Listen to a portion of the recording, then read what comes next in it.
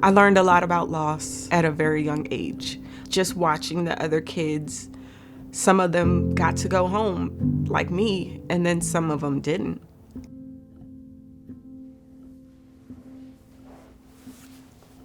Hello, my name is Tameka Johnson, and I was diagnosed with HER2, estrogen receptor, and progesterone receptor positive breast cancer at the age of 31.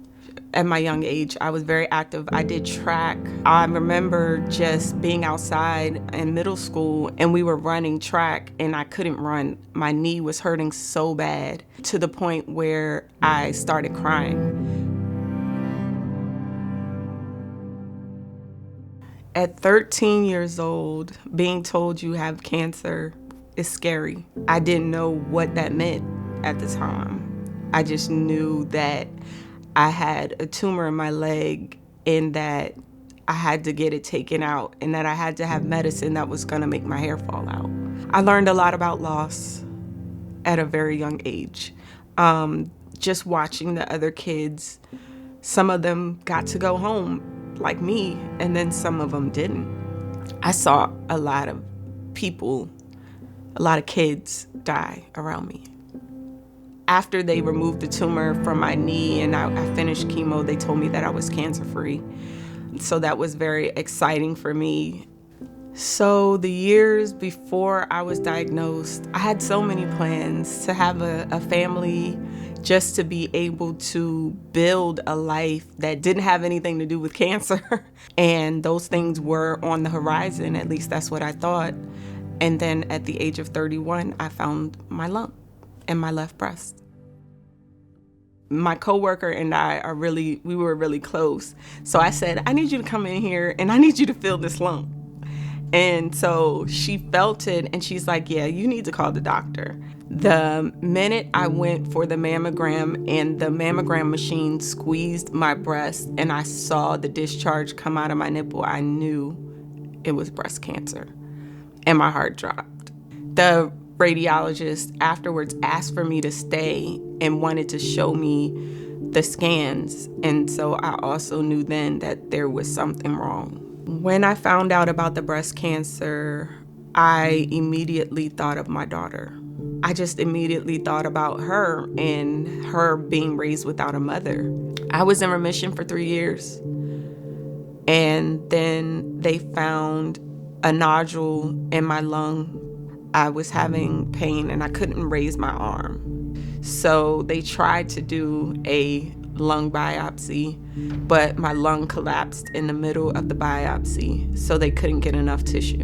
That was the scariest thing I've ever experienced. I currently have cancer in my left collarbone, my left lung, and my spine.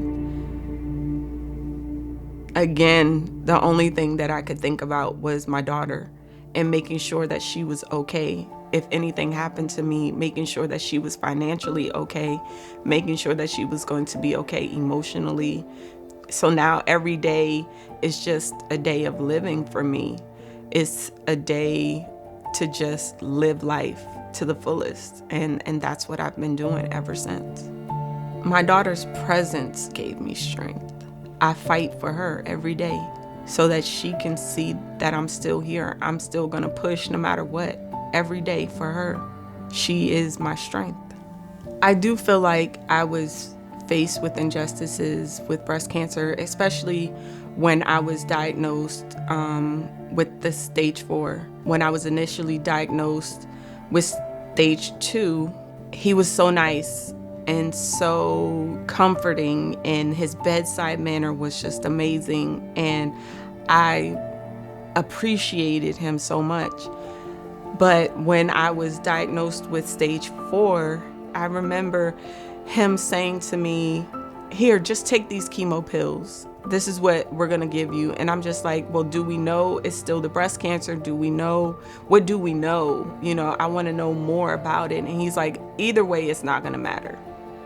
I decided that I was going to go get a second opinion. And he said, you can do whatever you want, but the outcome is not gonna change. And I said, okay. And I left and I went and got my second opinion and I never turned back. I've been with the doctor ever since. She's been more comforting. She's a team player. And when I say that, I mean, she talks to the entire team, and then she comes to me with ideas or things and treatment plans, things like that. It's just a much better feeling. Black women may not be educated as much when it comes to breast cancer. We need to do more advocating for ourselves when it comes to what we want and what we need in treatment, and having an input in our own treatment.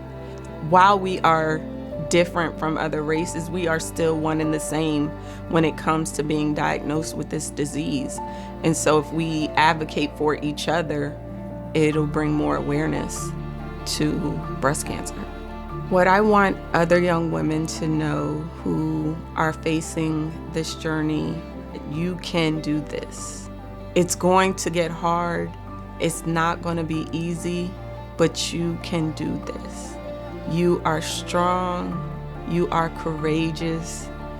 You are what is going to beat this cancer. You got it. So don't give up. Just keep fighting, keep pushing, and keep loving yourself and giving yourself grace through the journey.